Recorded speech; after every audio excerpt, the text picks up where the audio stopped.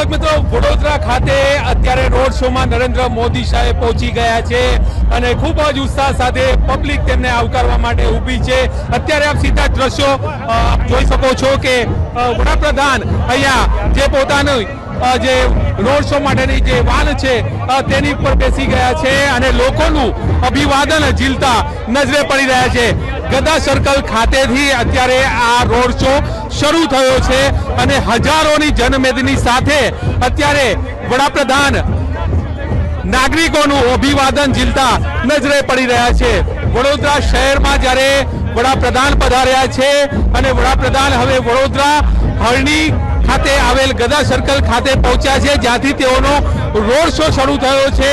1.5 kilometre જેટલો લાંબો આ રોડ શો થવાનો છે। એરપોર્ટ રોડ પર આ રોડ શો યોજાઈ રહ્યો છે અને મોટી સંખ્યામાં પહેલેથી જ નાગરિકો અહીંયા ઉમટી પડ્યા હતા। હવે જ્યારે આ રોડ શો શરૂ થયો છે અને હજારો નાગરિકો તેઓની એક ઝલક મેળવવા તલપાપડ થતા જોવા મળી રહ્યા છે અને અત્યારે આ રોડ શોમાં વડાપ્રધાન લોકોનું અભિવાદન ઝીલતા નજરે પડી રહ્યા છે। સાથે ગુજરાતના મુખ્યમંત્રી ભૂપેન્દ્રભાઈ પટેલ અને નાયબ મુખ્યમંત્રી હર્ષભાઈ સંઘવી, ગુજરાત પ્રદેશ પ્રમુખ જગદીશ વિશ્વકર્મા પણ અહીંયા નજરે પડી રહ્યા છે અને લોકોનું અભિવાદન ઝીલતા નજરે પડી રહ્યા છે।